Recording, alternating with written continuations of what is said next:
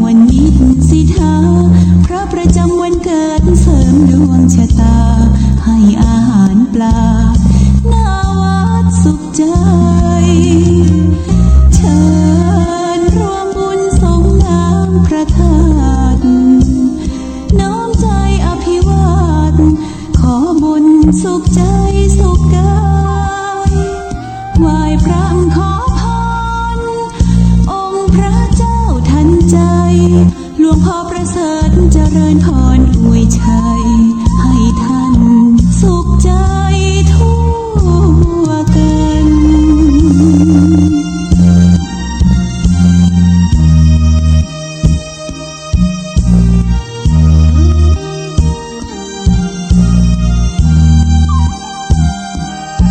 เ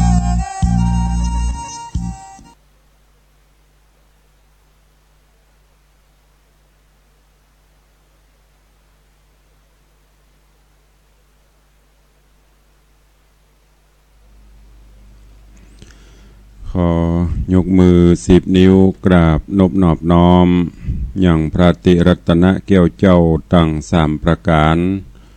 อันมีพระพุทธพระธรรมพระสงฆ์อันเป็นสรณะที่เปิ่งตีเคารพนับถืออันสูงสุดในชีวิตขอกราบคารวะแตบไตไหวสาปารมีธรรมพระมหาเถรานุเถระครูบาสังฆเถระเจ้าอันหมายมีพระเดชพระคุณหลวงปู่พระพรหมมงคลที่ปรึกษาเจ้าคณะภาค7เจ้าอาวาสวัดพระธาตุเจ้าสรีสีจอมตองพระเดชพระคุณหลวงป่อท่านเจ้าคุณพระเทพโกศลที่ปรึกษาเจ้าคณะภาค7เจ้าอาวาสวัดศรีโสดาพระอารามหลวงพระเดชพระคุณหลวงป่อท่านเจ้าคุณพระธรรมราชานุวัตรเจ้าคณะภาค6เจ้าอาวาสวัดพระแก้วจังหวัดเชียงรายพระเดชพระคุณหลวงป่อท่านเจ้าคุณพระเทพปริยัติเจ้าคณะจังหวัดเชียงใหม่เจ้าอาวาสวัด7 ยอดพระอารามหลวงอำเภอเมืองเชียงใหม่พระเดชพระคุณหลวงป่อท่านเจ้าคุณพระเทพรัตนนายกท่านเจ้าคณะจังหวัดลำพูนเจ้าอาวาสวัดพระธาตุเจ้าหริพุนชัยจังหวัดลำพูนตลอดจนพระมหาเถรานุเถระครูบาสังฆเถระเจ้าภิกขุสงฆ์สามเณรจุตนจุองค์โดยความเคารพขอเจริญสุขเจริญปอนปออกไม่ออกศรัทธานบุญตินจองห้องวัดจุหนุ่มเท่าใจยิงขอน้อมต้อนรับทุกท่านเข้าสู่รายการมรดกธรรมกำเมืองต่างสถานีวิทยุกระจายเสียงพระพุทธศาสนาแห่งชาติและสังคมคลื่นเพื่อการศึกษาพระพุทธศาสนาและวัฒนธรรมส่งสัญญาณออกอากาศณสถานีวิทยุวัดฝ่ายหินตำบลสุเทพอำเภอเมืองเชียงใหม่จังหวัดเชียงใหม่สถานีวิทยุวัดหนองไก่ตำบลสันปะยางอำเภอแม่แตงจังหวัดเชียงใหม่สถานีวิทยุพระพุทธศาสนาจังหวัดเชียงรายและวิทยุชุมชนเสียงตามสายหอกระจายข่าวตามวัดวาอารามตามหมู่บ้านต่างๆและพร้อมกันนี้เจริญปอนญาติโยมติดตามรับฟังต่างวิทยุออนไลน์ของวัดฝ่ายหินต่างเว็บไซต์ของวัดวังสิงห์คำที่ได้ร่วมกันเผยแผ่นำธรรมคำสอนสู่ญาติโยมศรัทธาขอกราบขอบพระคุณกับท่านผู้อำนวยการสถานีทุกสถานีเจ้าหน้าที่ช่างเทคนิคผู้ควบคุมดูแลการกระจายเสียงทุกท่านและอนุโมทนาขอบคุณญาติโยมศรัทธานาบุญติดตามรับฟังรายการมาโดยตลอดปากันวันนี้ก็เป็นวันทำการทำงานกันตามปกติหลังจากที่ได้หยุดได้พักได้ผ่อนมาวันนี้เวลานี้6 โมงป่ายแสงเงินแสงทองจับขอบฟ้าเจ้านี้ก็รู้สึกฝนตกโปรยปลายสร้างความชุ่มฉ่ำชุ่มเย็นแต่ว่านี่มืดครึ้มอบอ้าวซะหน่อยเจ้าตอนเมื่อคืนก็มีฝนตกมาจนถึงเจ้านี้ก็ยังมีประปรายบางทีก็อาจจะนักก็ขอให้วันนี้เป็นวันแห่งความสุขของทุกท่านเนอไผยังบรรลุไผยังบรรตื่นเมานอนกึกงึลุกเนอ6 โมงป่ายแล้วจะไปว่าฝนตกสิบรรยากาศน่านอนนานงานน้อยใช้บ่อยเงินหมดอย่างก็พ้นว่าให้มาลืมไปละเงินมีหน้าสดเงินหมดหน้าแห้งอย่างเนี่ยเตือนสติได้อย่างดีนะจะไปนอนนักปฏิบัติธรรมสำยิงว่ากินน้อยนอนน้อยปฏิบัติคือนักหมู่เฮาก็เหมือนกันเวลาพักผ่อนก็คือพักผ่อนส่วนมากเฮาเขานี้ประเดี๋ยวนี้มันเป็นยุคที่สังคมก้มหน้าอย่างที่ว่านะเวลาพักเวลาผ่อนก่อนนอนก็ยังมานอนเตื้อเล่นเฟซเล่นไลน์เล่น ยิ่งลูกหลานซ้ำยิ่งเล่นเกมดึกดึงเกิ่งคืนเมื่อคืนเป็นนกจันทร์เมื่อวันเป็นนกเก้าตื่นมานั่งเงากกงกแม่กาในขายไปขายครัวมีอย่างก็นั่งลายไปตัวเองพยายามเนอะอย่างก็ตามนักเกินไปกับบดีน้อยเกินไปกับบดีมัชชิมาปฏิปทาพยายามใส่กลางเล่นก็เล่นพอประมาณบางพ่องตื่นมาแทนที่จะฟังลุกไปเนี่ยการเนี่ยงานไปลุกไปล้างหน้าล้างตาทำกิจวัตรภารกิจโอ้ตาแตกมาปบงมซ้ำหาโทรศัพท์กดปิ้งป้องปิ้งป้องสวัสดีวันจันทร์จ้าขอคงความสุขวันจันทร์จ้าเพื่อตัวจะส่งให้เปิ้นไปภายในภายเบาละไม่ต้องไปส่งอะไรยังเอาที่มันเป็นประโยชน์บางพ่องก็จริงๆต้องกว่าจะลุกจากที่นอนหมดเวลาไปหั่นจะเป็น5 นาที10 นาทีล่ะเวลาเป็นสิ่งมีค่าหมดไปแล้วเฮาปีคืนมาบ่ได้ฝากไว้เนอทุกท่านทุกคนใจโทรศัพท์ใจอย่างก็คือมันเป็นประโยชน์อยากจะไปฮื้อมันจะไปฮื้อมันกินเฮาต้องกินมันก็คือใจอย่างต่างๆพอตามกาลเวลาที่เฮาจะได้ยินอยู่เสมอบ่มีเวลาบ่ว่างทุกท่านทุกคนตั้งแต่ยาจกวันิพกขอตานนอนต่ำข้างถนนหนทางไปจนถึงเจ้าฟ้ามหากษัตริย์มีเวลาเต่าเดียวกันหมดดูเจ้าพระเนนกับเต่าเดียวกันนั่นนะ24 ชั่วโมงเหมือนเดียวกันตะวันแก่นเดียวกันเดือนแก่นเดียวกันบ่มีภายได้นักได้น้อยเลยกันเฮาต้องบริหารเวลาให้มันเป็นประโยชน์จะไปเอาเวลาไปสุรุ่ยสุร่ายยิ่งโดยเฉพาะติดเฟซติดไลน์ติดโทรศัพท์ติดเกมกันงอมแงมอันนั้นน่ะที่ว่าบ่มีเวลาเอาไปเสียกับนั่นเนอเพราะฉะนั้นฝากไว้กับทุกท่านในวันนี้ก็มาฟังกันต่อในเรื่องของเกศนางาจังที่อาตมาภาพได้นำมาเทศนาฮือท่านทั้งหลายได้รับฟังกันยามเจ้ากูบ้านกูจองจะได้ยินเสียงธรรมะจากถ้าตั้งอยู่ตั้งโซนอำเภอเมืองอำเภอสารปีหางดงสันปะตองหมู่นี้โซนทางใต้ทางกลางนี้ก็จาก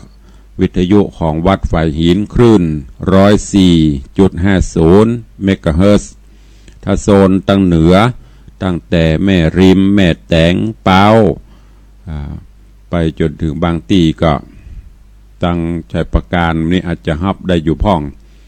ก็ฟังจากวัดหนองกายสดเข้าไปถึงตังเสมิงบุญพ่องส่วนพี่น้องตังลำปางตังเจียงไฮ้ก็ฟังกันเมื่อค่ำยามแรงเนอะ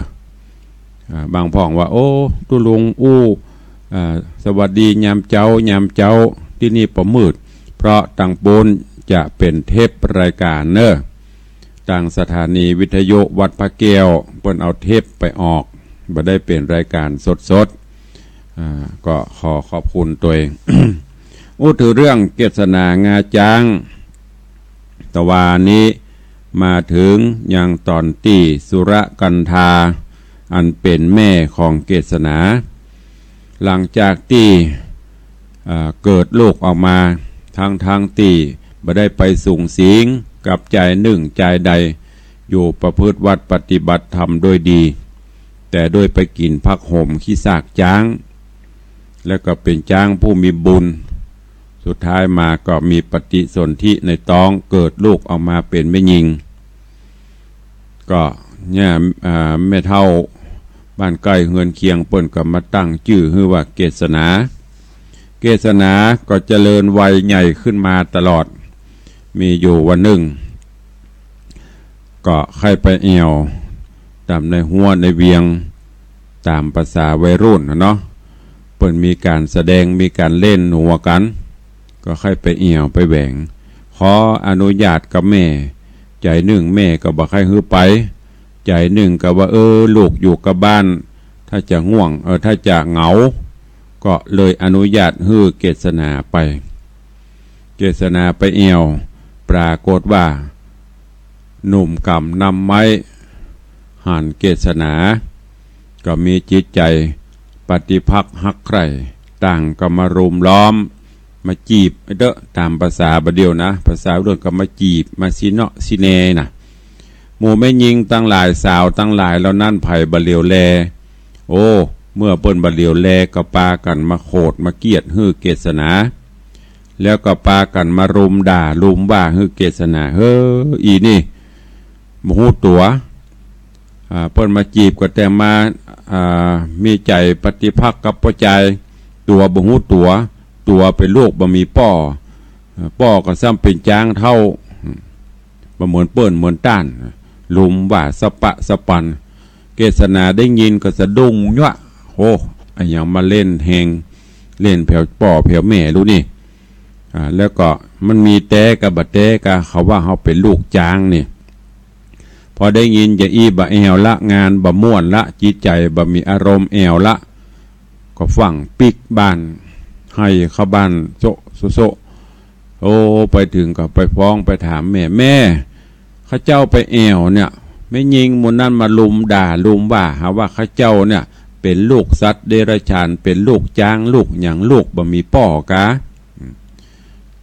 แล้วก็ถ้าจะแต่กันลูกก็บหันหน้าป้อกำเตื้อตั้งแต่เกิดมาถามไปถามมาสุรกันธาก็เลยจังมันเตอะลูกว่าจะได้จ้างเขาเตอะว่าดีจ้างเตอะว่าเสอะจ้างเขาคะแนนใจเฮาศีลธรรมเตี่ยงมั่นมีบะหมี่อยู่ที่เฮาไม่ได้ตุกได้ยากอย่างลูกเฮ้ยลูกบะหมี่พ่อแม่ก็เลี้ยงดูเอาใจใส่มาดีบ่ได้ตกเพราะบ่ได้ขาดตกบกพร่องบ่เหมือนเขามีพ่อมีแม่แต่เขายังบ่มีความสุขลูกเฮ้ยจากนั้นนางก็จะเล่าเรื่องว่าพ่อเป็นจ้างเนี่ยมีแต่กาจะได้กาสุรกันธาก็จะเล่าเรื่องต่างๆฮือเกศนาฟังแต่ว่าเทศนามาถึงตัดที่นี้เวลาหมดลงวันนี้ก็มาฟังกันต่อในตอนที่4ของพระธรรมเทศนาเรื่องเกศนางาจ้างณโอกาสบัดนี้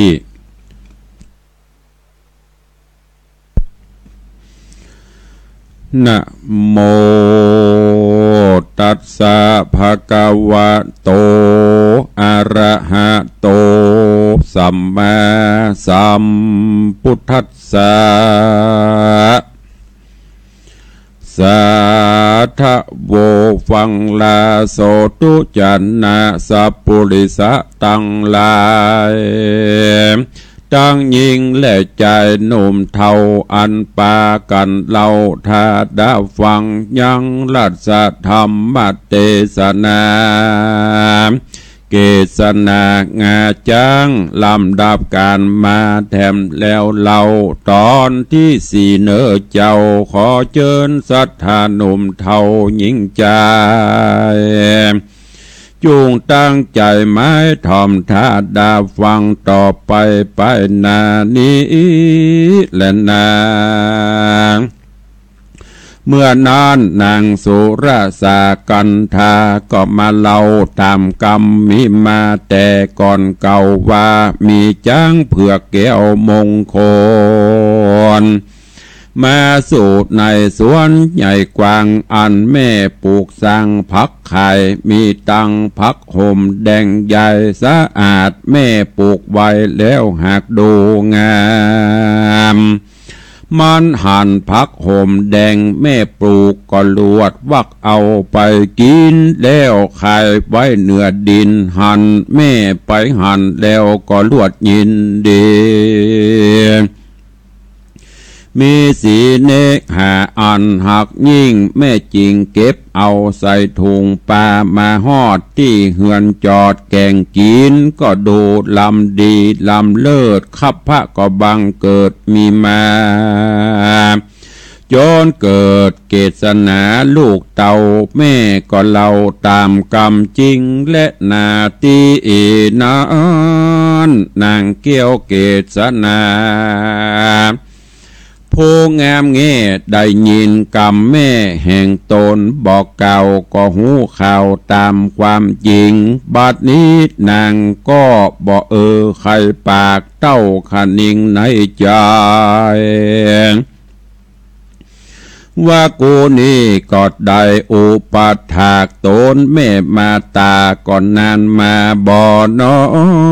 ยนับว่าได้7 ปีกวนมีใจดีอุปถากผู้เป็นป้อเพื่อตอบกุลปิตานางก็มาขันนิ่งอยู่สันนิใจว่าชาติอันเป็นคนยิงไตลุ่มฟ้าเป็นอันถอยได้บดี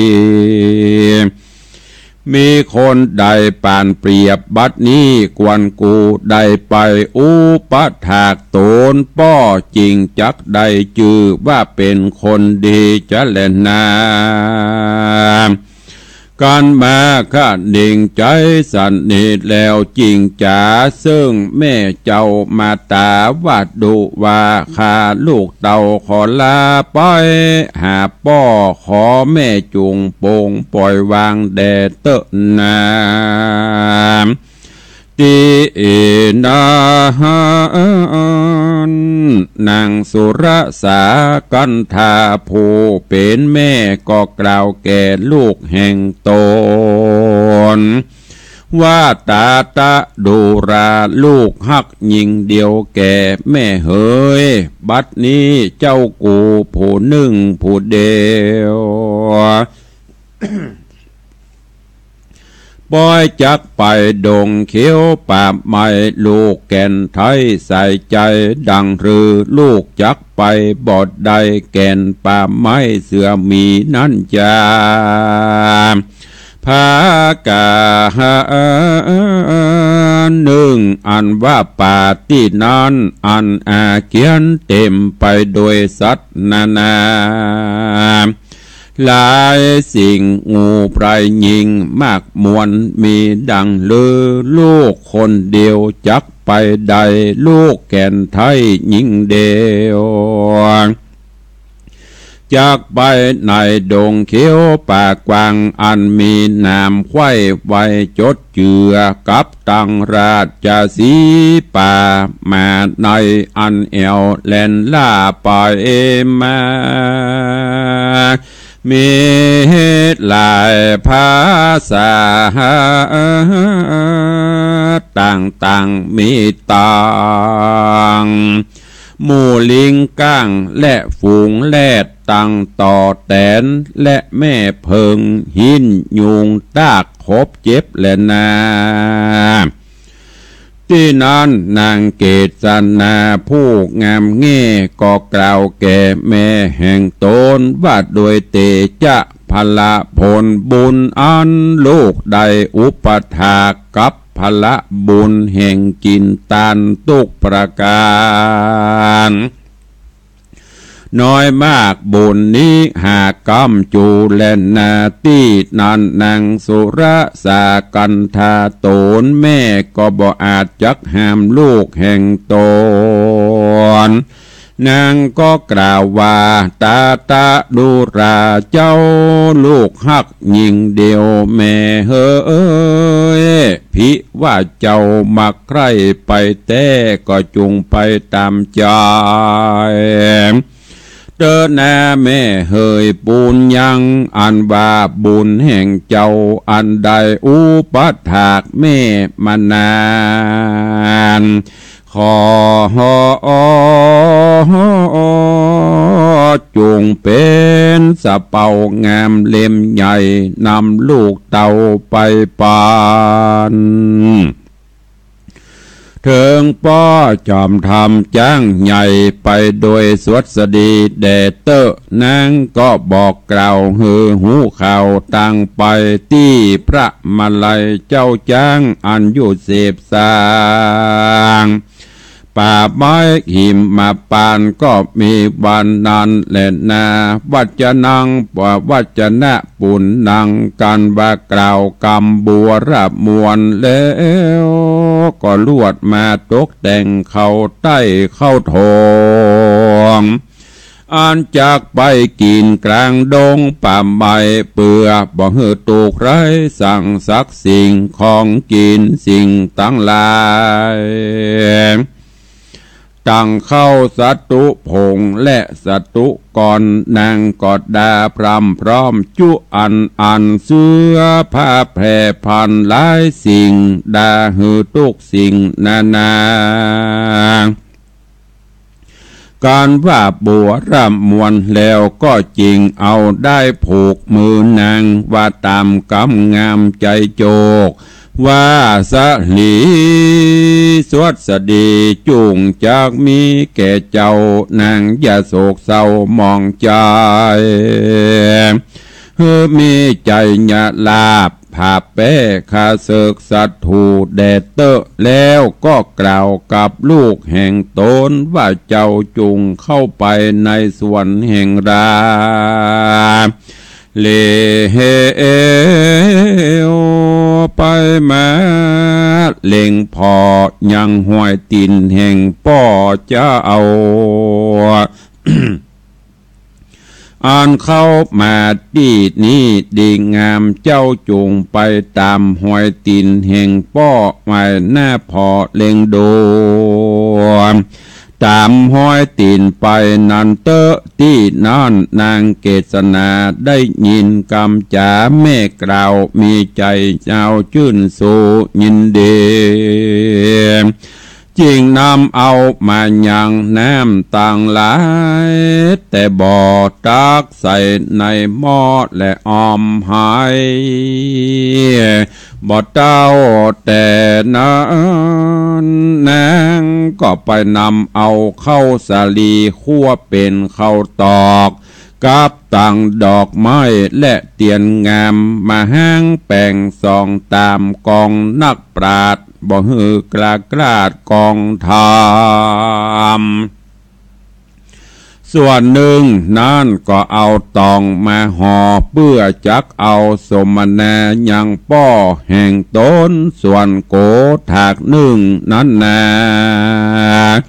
เพื่อจะขอสมา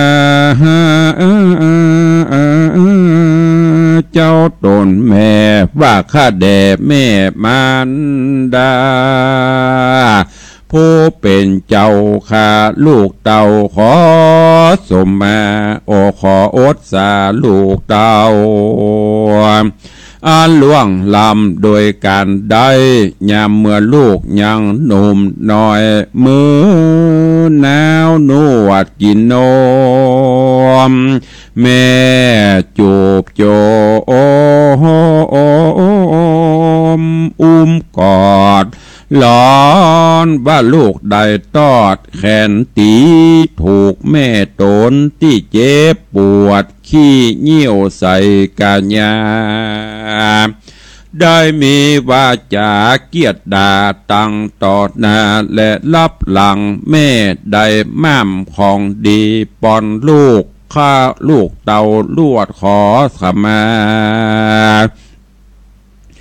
ติดนั่นนางสุรสากันธาผู้เป็นแม่ก็ขมาโตดลูกหาขมาโตดลูกแห่งตนแม่อนุญาตโปร่งปันทุกสิ่งกับลูกแก้วมิงบุตรตานางก็ไว้บานยังเทวดามวลหมู่อันหยาดใหญ่อยู่ป่าไม้กู้แดนเมืองและประเทศอันรักษาพุทธรูปเจ้าตนวิเศษและเจดี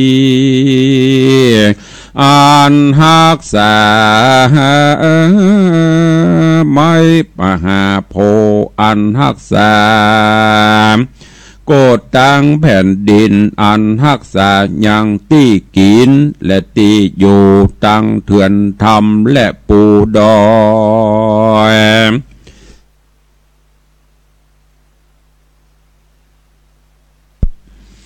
ขอเจ้าตั้งหลายจุงมีเมตตาภายโพดรักษาลูกค้าผู้มีโคตรว่าเกศนาข อ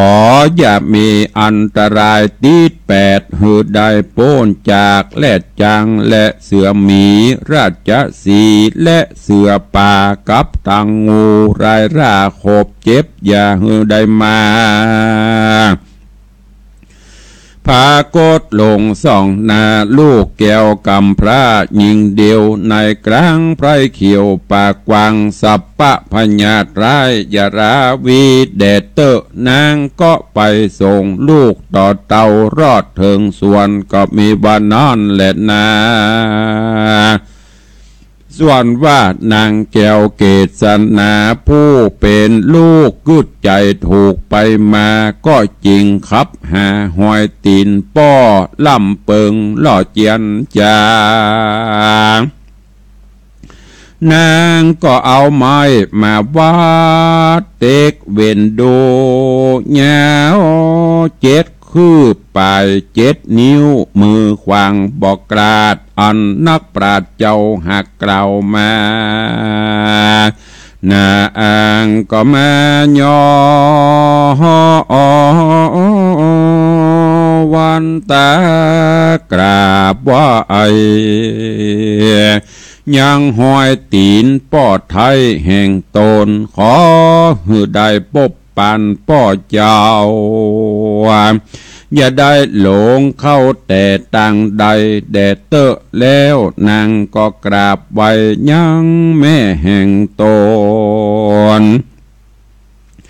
อ่านมาส่งในส่วนพักใหญ่กว้างตี้หวยตีนจ้างหากยำใบเมินนานนางก็เบ็นนาจะเปาะซึ่งหวยตีนจางใหญ่เงี่ยร้องไห้ก็เงี่ยจะเดินไปน้ำตาไหลอาบน้า เกิดฮอดแม่เจ้ามันดาว่าโอ้ยน้อแม่นินามาเป็นตุกไรบ่มีภัยอยู่ใกล้ตีนมือจักมีภัยมาถึงตักเอาน้ำมาหืออาบจักมีภัยมาหาบน้ำมาหือกินจักมีภัยมาหาหลัวดังไฟนึ่งเข้าไผ่เหล่าจักมาช่วยตักน้ำโหดพักภายในจักมาช่วยซักเสื้อผ้าโอ้ยน้ออินโดแม่กำพร้าก็เตียงจักตายเป็นสันใดตนกูนี้ก็จักไปหาปิตาตนป้อก็เพื่อกำเขาล้อเจียนจามว่าเป็นลูกสัตว์เดรัจฉานตัวถอยมาจากกล่าวถอยบ่เป็นมงคลกูจักป่าตนไปหือได้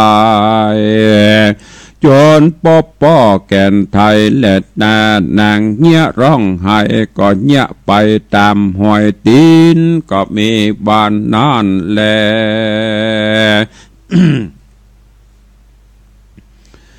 นางก็ไปเสาะหาป้อแก่นไทยปีตาตามมักกาใหญ่กว้างก็พบหอยตีนจ้างมากหลวงลายนางก็ขันนิงใจว่าหอยตีนจ้างอันนี้ก็เป็นอันใหญ่อันน้อยเป็นหอยตีนมากหลวงลายในป่าหิมมาปานตีนั้นต้านก่าวจีว่าเป็นบริวารอันว่าหอยตูอันว่าหอยตัววางโดใหญ่แม่นจักใจหอยตีนป่อกูนางอันเตียวตั้มกลางบ่มีตัวใดเตรียมแตกใดกูจักเอาไม้วัดหอยจะดูก่อนเตอะว่าอันแล้วนางเกี้ยวก็เอาไม้มาเต็กแต่ก็บ่ผิดแผกต่างได้เป็นปกติไปดังเก่าเหมือนวัดแตกใบแต่ห หัวตีนั่นแหละสุริโยอันว่าพระสุริยะอาทิตย์ก็ตกต่ำไปแล้วเรียบเขาแก้วยุคันทรนางก็เข้าไปหาที่นอนโตอ่อนไม้ใหญ่อันมีภูมิใหญ่งามดีกิ่งก้านสาขามีมวลมากนางยกมือวาดวันตาว่าเทวดาตั้งหลายมวลหมู่อันรักษาต้นไม้อยู่หิมมาปานข้าก็ขอสมทานข้าก็ขอสมมาหวานใบขอเจ้าจุงรักษาข้านาไทยอยู่สวัสดีอย่ามีอันตรายตกตอดหือใดไปรอดอย่างป้อแห่งต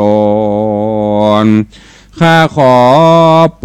งโอดโตดอันจักขึ้นอยู่ก้าไม้ปลายบนนางก็มาสมทานเอา ศีล8บอกกาดแก้วไปสู่นางก็มาสมทานเอาศีล8แล้วก็กราดแก้วไปสู่ต้นไม้ปลายบนก็ลวดลับไปหันและนาราตรีญาตในกลางคืนนั้นโสดเทวดาเจ้าลวดขนิ่งหันวาดนางผู้นี้นาวิเศษอันจักเดินเตศสันทีเป็นผู้มีเปลี่ยนมาแต่ก่อนมีศีลบ่ผ่อนเสียตนหูจักกตัญญูกตเวทีบ่ขาดเป็นปุกละที่หาได้ยากนักหนาปฏิบัติมันดามาแต่น้อยพระยอดซอยเรียกคนดีเฮาควรมีใจคุณนาเพื่อแผ่ชีวิตแก่องค์นางก็เนลมิตเป็นละมั่งคำตัวองค์อาจไปรักษาเก่าไม้ที่นางนอนบ่หือซัดสิ่งขอนมากันกาบเสือร้ายหากหนีไกลบ่มีภัยสั่งมาไกลก็เพื่อบุญนางหน้าท้ายที่หอมยับมานอนและนานิธิตังขีญาสังวันนาวิเศษจาห้องเหตุธรรมเทศนาเกศนางาจ้างตอนที่4ก็บังโกมสมฤทธิ์เดช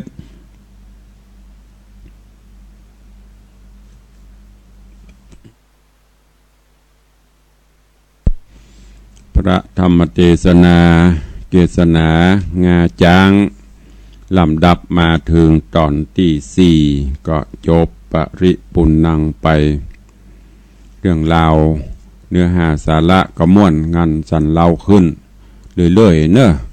ตอนนี้เกศนาได้อำลาแม่สุรกันธาหลังจากที่ถูกแม่หญิงต่างหลายมาซบประมาทด่าว่าเป็นลูกของจ้างอันเป็นสัตว์เดรัจฉานนางก็มาขออนุญาตกับแม่จะไปตวยหาป่อของตนโดยก่อนจะออกไปกับแม่บอกให้ไปพอห้อยตีนที่สวนนางก็เอาไม้มาเต็กมาหมายไว้วัดไว้แล้วก็นำไปตวยไปเสาะหาตอนนี้ยังบ่ปะป่อเตื้อกำลังอยู่ในป่าเทพบุตรเทวดาก็มาอภิบาลปกปักรักษาเนรมิตเป็นละมั่งพ่องเป็นอย่างต่างๆเพื่อบื้อสัตว์หายมาทำร้ายนางเรื่องราวจักเป็นจะได้ก้อยติดตามฟังกันในตอนต่อไปเนอะเกศนางาจ้างขอโป่งวางไว้เต้าอี้ก่อนเลยนาญาติโยมทั้งหลายเป็นประจำกูเจ้าเนอะเฮาได้พบได้ปะกันช่วงนี้ก็เสร็จการเสร็จงาน ก็มีโอกาสที่จะได้มาปบมาปะกับปออกไม่ออกศรัทธายกเว้นบ่าถ้าร่างกายมันบ่ไหวก็คงจะเป็นเทพมาแทนแต่ถ้าร่างกายบ่มีหยังก็บละบะขาดตอบแทนบุญคุณอีป่ออีแม่ดังที่ได้กล่าวไว้ว่ามีการมีงานได้รับเมตตาจิตเมตตาธรรมเมตตาอนุเคราะห์จากญาติโยมสนับสนุนอุปถัมภ์มาร่วมกินร่วมทานตลอดอาตมาภาพก็บ่มีหยังที่จะทดจะแทนตอบสายบุญคุณได้นอกเสียจากเสียงธรรมนำมาเทศนาให้ได้ฟังกันตลอดเป็นกำลังใจซึ่งกันและกันเนอะก็ขอบคุณอนุโมทนาบุญที่ได้ติดตามรับฟังวันนี้ขอประชาสัมพันธ์ข่าวสารงานบุญกินบุญทาน ที่จะมีขึ้นตั้งหน้านี้เนอะในวันที่22เดือนกันยายนที่จะถึงนี้ทางวัดสลีสีโซดาก็ขอเจริญปอน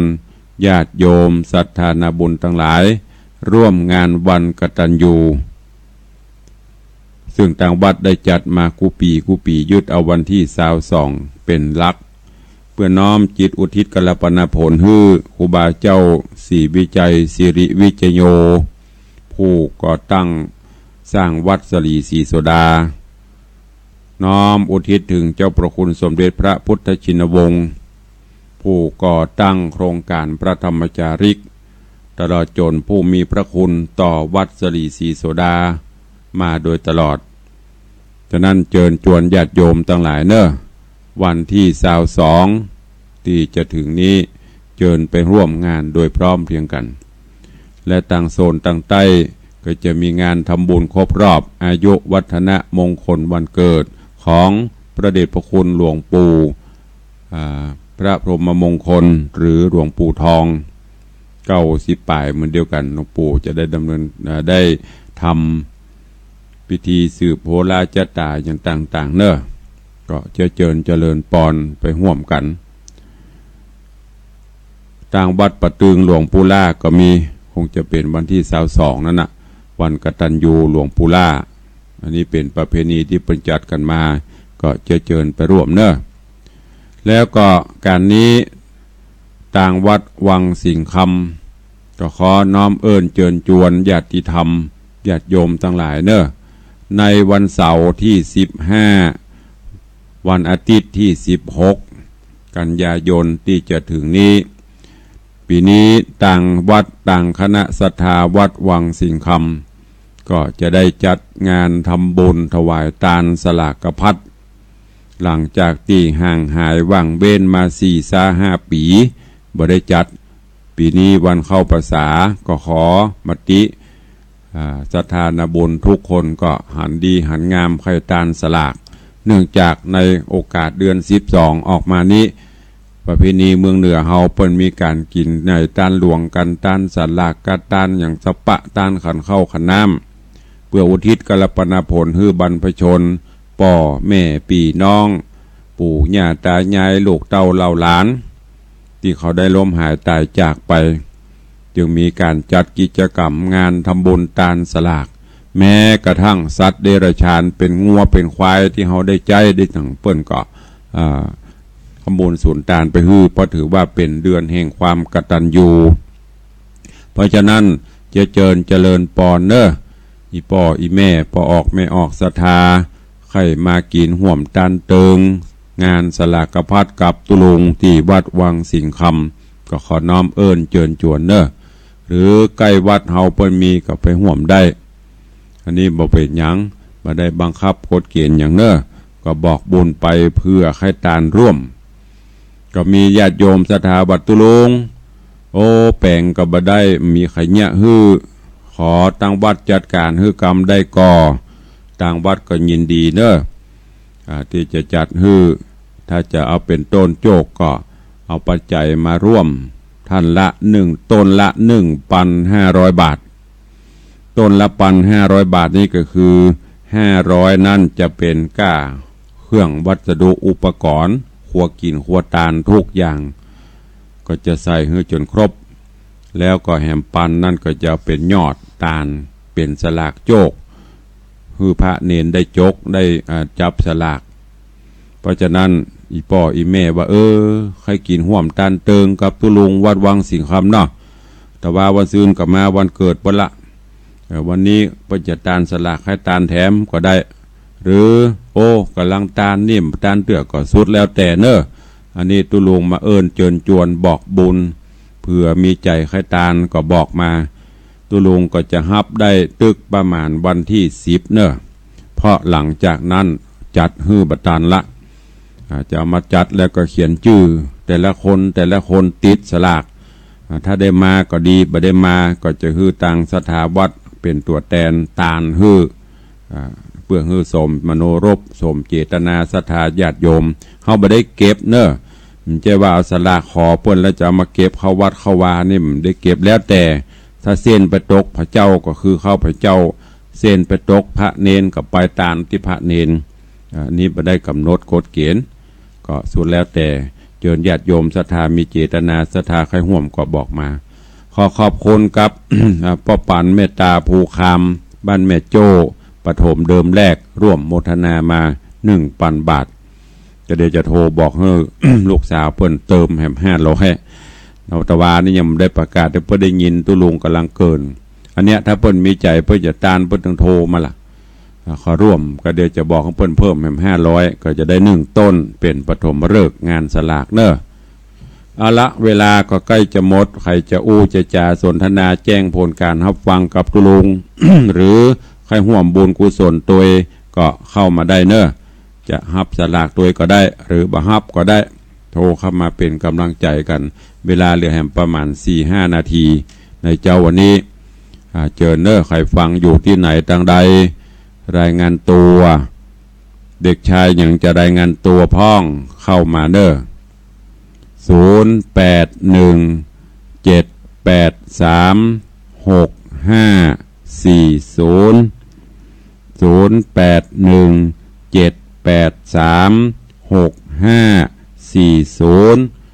คงไม่ต้องบอกเขาเนาะเพราะเบอร์โทรศัพท์ที่เจ้าตึงแบบเปลี่ยนแปลงเบอร์เดิมใจเดิมอีหรอมีก็ใครฟังตั้งไหนพ่องก็ว่าฝนตกซิเพิ่นว่าฝนตกซินานเอื้อนหมาขี้เรือนนานตายตกซินี่กุ้มกับลุมงอล่องง่องเหมือนกุ้งแห้งเยอรมันนะเนาะ หลับม่วนแม่ตาลูกหรือยังเด็กหญิงตาปัญญาลาดตื่นหรือยังเด็กหญิงจันยาสมุทรตื่นหรือยัง ถ้าตื่นแล้วก็โคมาเนอะ เจริญปอน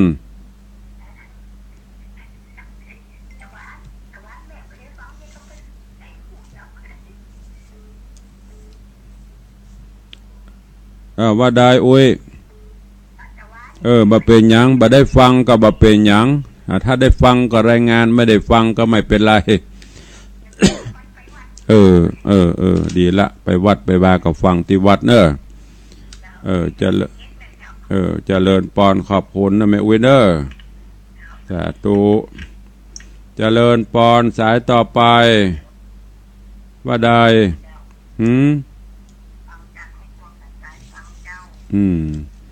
อนุโมทนาขอบคุณเนอะ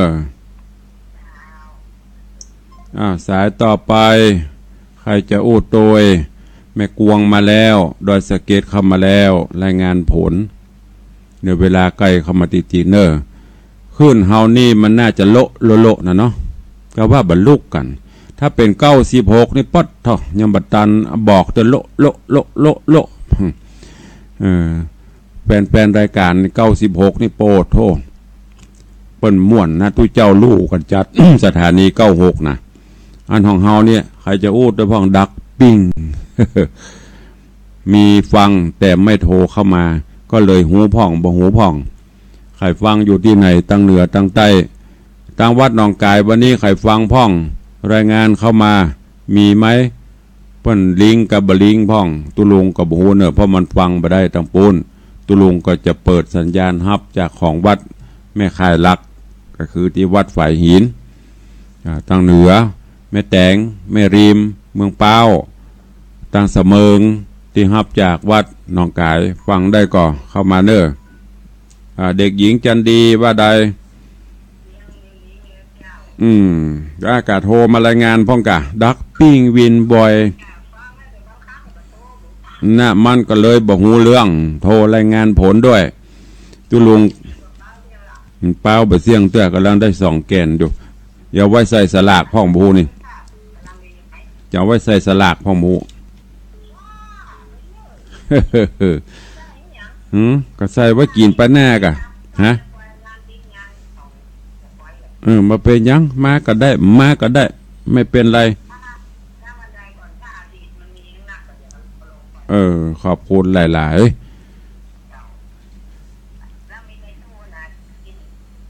ๆลักเข้าห้องเปิดประตูครัวเต็มเบอร์หั่นบ่ใจลักเข้ามาพอของในห้องเพราะเต็มเบอร์ครั้งโลน่ะแม่เป้งอันแม่ดีลักเข้าห้องให้หันเบอร์เฮียเบอร์ตะนอกงามตะนายปดต๊อกโลเข้ามาหันบ่ได้เก็บตัวเด่นนี่ไม่ได้เก็บเด้อกำลังคนเนี่ยเขาไปปุ้นหมดมันไปจัดใหม่กำลังแล้วงานละขี้คานแล้วบ่จัดบ่เจอดปล่อยมันอยู่กันเตยร้านหน้าผาก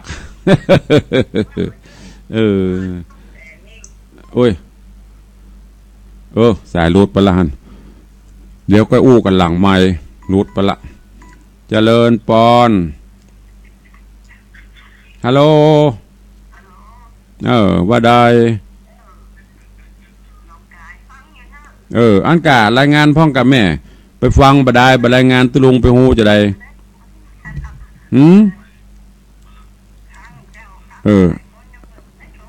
ก็โทรให้พ่อเนอก็ดีเนอรายงานผลมาจะได้ฮู้เจริญปอนเนอสาธุแม่จันดีอู้กันไปรุดไปเบิดก็อู้เนอเจริญปอนฮัลโหล2 โหลตัดไปก่อนเนาะ2 โหลแล้วบะฮือบะอือนี่ก็ตัดไปก่อนเข้ามาใหม่ใครจะอู้ตัวอียังแควนอากาศโลละอียังมีกำลังใจให้ลูกเจ้าอันดักปิ้งนี่วันนี้มาตึงมีใครฟังบ่ลูกเลยเห็นนะถ้าโลโทรเข้ามาโลมัน96นี่นะม่วน96นี่เปิ้นเอาโลละอีเมนั่นก็โทรอีป้อนี่ก็โทรอันนี้4 สถานีดักปิ้งมันเหมือนยังอีได้ฮะฟังหุ่มบ่ฟังก็บ่ฮู้ไอ้เฮาก็คนเดียวขี้ปุ่มแบบปองตรงนี้ยังแพนน้อยเฮ้ยตั้งเหนือฟังรายงานเข้ามาวัดหนองกายเปิ้นลิงจะได้หู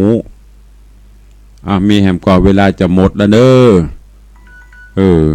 สายต่อไปเข้ามาละตะแลเจริญปอนฟังจากที่ไหนแม่ที่ไหนเนี่ย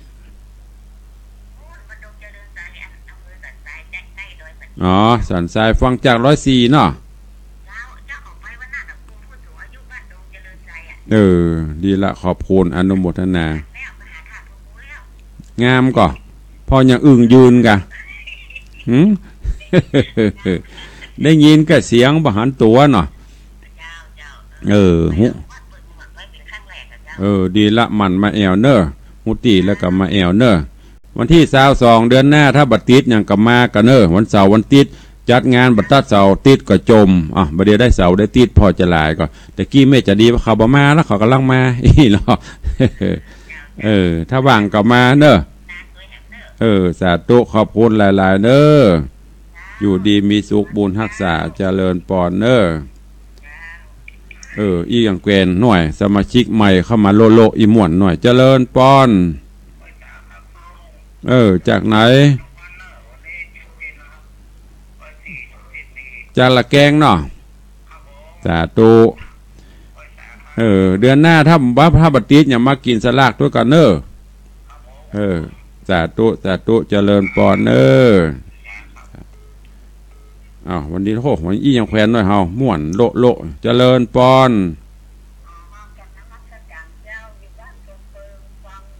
ตัวเปิงแม่แตงเนาะอีกาตั้งเหนือโทรเข้ามาพ่องหลวงพ่อประเสริฐเปิ้นก็จะได้ดีใจไม่เป็นไรเพราะท้ายเสียงเปิ้นจะเปิดฮื้อรายงานเปิ้นจะได้หูไผ่ฟังตั้งใดพ่องขอบคุณเนอะแม่เนอะจะเลินปอนเนอะเวลาหมดเวลาวันนี้ตั้งเหนือมานักยังแขวนหน่อยมาตัวสายฝน เอาละหมดเวลาตุลงนำรายการจากไปก่อนเนอะขอบคุณอนุโมทนาบุญทุกท่านที่ติดตามรับฟังกำไรอู้ไปบัทุกบ่ม่วนก็ขอสู่มาอภัยเนอะขอความสุขสวัสดีปกปักรักษาเพื่อทุกท่านอยู่ดีมีสุขจัตตาโรธรรมาบัตตันติอายุวันโนสุขังปลัง